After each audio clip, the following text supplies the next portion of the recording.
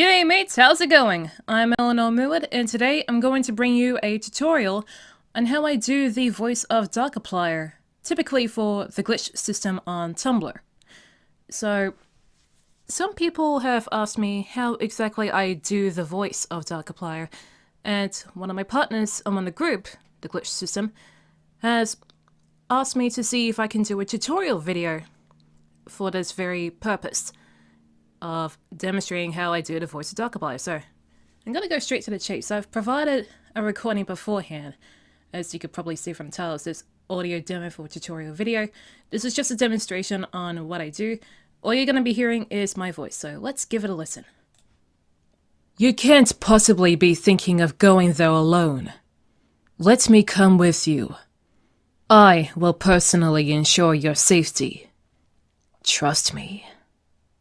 I do apologize for the pops that you might have heard from the demonstration audio.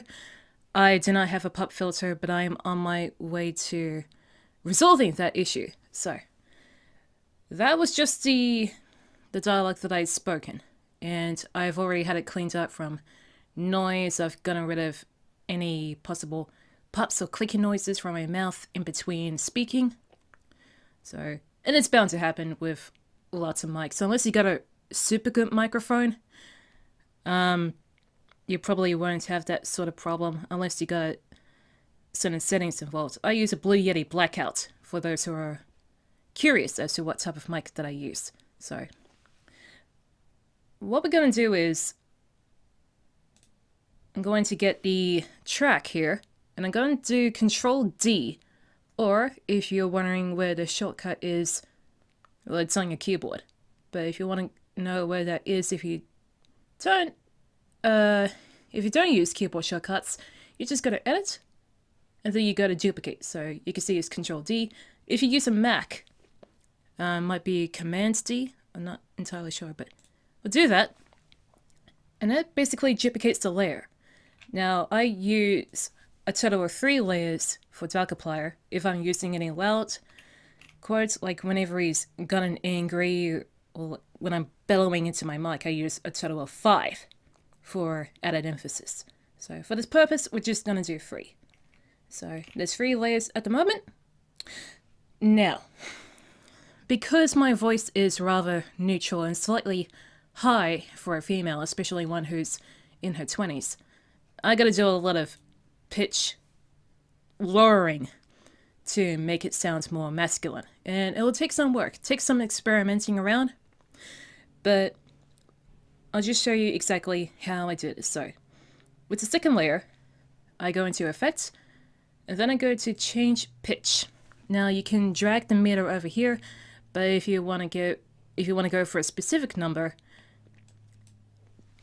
you just type it in here. So for me, I dropped the pitch down for the second layer by 22 points. That's a big number. Disclaimer, these numbers are very subjective. So if you've got a lower voice, you might not want to go that low with the pitch. If you've got a higher voice, you might want to go even further down. This is just how I do it. See if you can play around with the numbers and see what works out for you. If you've got a male sounding voice, you might not have to do that much in terms of pitch lowering. So with the third layer, I lower it even further by 31 points. And we'll have a listen to see how these 3 layers go. The top layer is going to be untouched for the time being. You can't possibly be thinking of going there alone. Sounds like there's a demon speaking right to you, doesn't it? It sounds really creepy. But knowing Darkiplier, especially with how his character is being portrayed by Mark Fishbach himself as of this year, 2017, Dark could be anything. Like, he's been portrayed as a interdimensional entity of some way, and that's close to how I portray him. I try to portray him as close to Mark portrays him in his videos as I possibly can, so going with the canonical sources in the YouTube videos, and any place that hasn't been touched, I just fill in the blanks myself. So we all have our headcanons, don't we? Like, we all got our own theories. So, we've lowered the pitch. Now, here comes the fun part. We're gonna add in some reverb. Now, reverb, also known as G-verb if you're using an older version of Audacity, you might have to update. But what I do here is, with the second layer highlighted, I reverse the track. This will make sense in a sec. Then, while still having that selected, I go to Effect, then Reverb. Now this menu here, these are all very delicate unless you know exactly what all of these functions do and what is actually going to do with the reverb settings.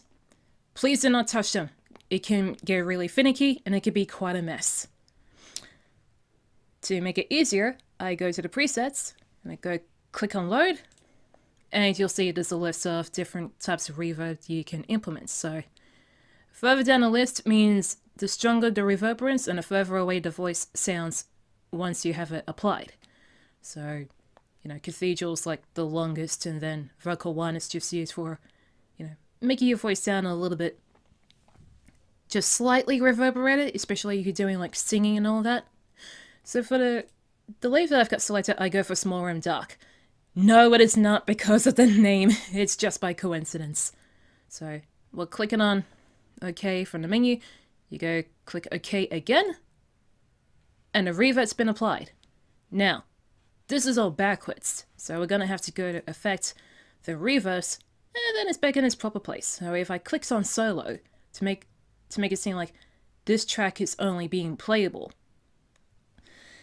we'll just have a listen, and you'll get to hear what the reverb sounds like.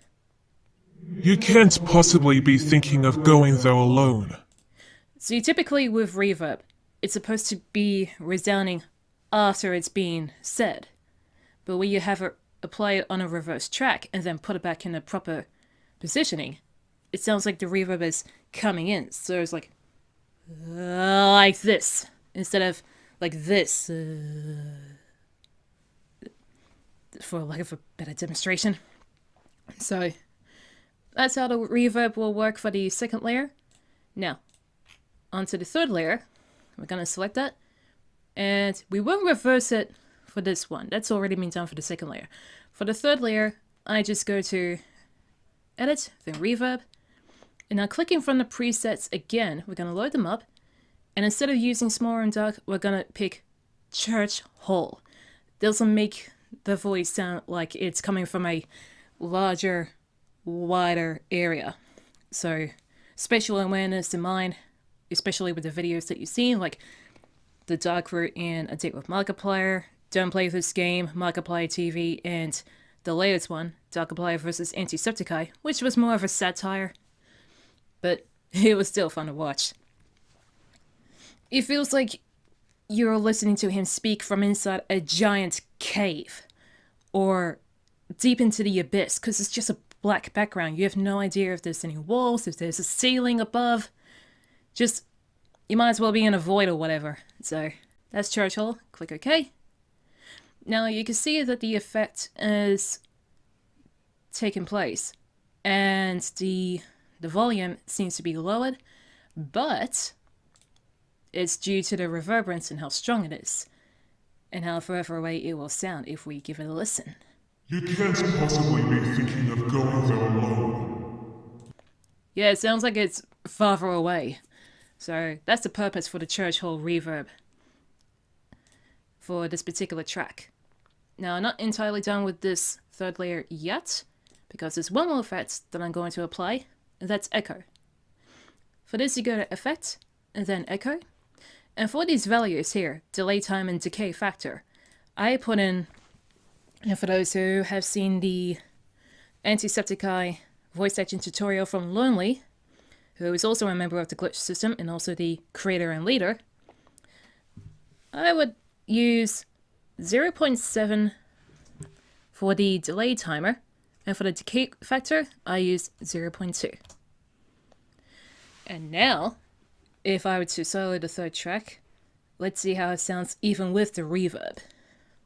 You can't possibly be thinking of going there alone. It's resounding, it's echoing, and it's bouncing off the the area of effect. So that's what the echo is going to be doing. Now, later on, we're going to see how this sounds with all of these 3 tracks. You can't possibly be thinking of going there alone. Right, there's a bit of an issue because this top layer is still rather dominant. We need to fix that by de-amplifying it. So, because it's so loud and because this layer's been untouched, there's no effects being applied onto it. It's just used as a bass, as a extra voice to give it more of a volume, if you could say that. Well, not exactly volume as like loud or soft. Volume as in like mass. So we're going to de-amplify this by -10 points. I would go with about 9 or 10. But another way you could do this is just going to the decibel meter, where you can drag it towards the plus sign to make it louder, or the minus sign to make it softer. That depends on what you want to do. Like, so if you want to make it louder or softer, you can use this, or you could go to effect and then amplify to make it louder or to make it softer. Another method, if you want to, like if the waveform isn't touching the edges, phone, shut up, you can go into normalize, and you can even use compressor, and still help to level out the volume to make it seem more audible and to balance out any volume problems that you might have with your recordings. So with this, we're going to have a look at the final product for the audio. You can't possibly be thinking of going there alone. Let me come with you. I will personally ensure your safety. Trust me. And that, ladies and gentlemen, is how I do my Darkiplier recordings. Now, obviously, you guys might hear a lot of the recordings that I post on Tumblr with a ringing noise, the tinnitus ringing noise, and the cinematic deep bass rumble in effect with the voices as well. And that's mainly just for the use of ambience, because you typically hear a rumble, and most of the time you would hear the ringing noise. And if something is changing, or when he's angry and he's losing his cool, you hear like a creaking noise and some glitch sound effects as well in a mix. I add those where appropriate if I possibly can. If it's like a short burst, if it's for 1 second, I use one glitch effect. If it's longer, I add in the creaking noise. I'm trying to make the habit of using that as well, because I had the hardest time trying to find the creaking noise. But I'm gonna stop rambling. But hey, this is how I do the Darkiplier voices. Now, for those who are wondering how my voice will go normally, I just make it sound really low, and I try to sound as American as I possibly be. But it's also to do with the fact that I am trying to mimic Mark's own voice when he goes into Darkiplier mode. So, my sounds a little bit like Jennifer Hale in a way, with some of her own voice work, who is my ultimate inspiration for voice acting with just about anything, because she is my favorite voice actress, she is my role model, I love her, and yeah, that's something about myself that you got to know in this video as well. So I hope you guys enjoy. If you enjoyed watching this, please be sure to share it with anybody who might be interested in trying this out, or if you yourself want to try it out yourself, that's a-okay. Feedback is deeply appreciated, and I would like to thank you all for watching.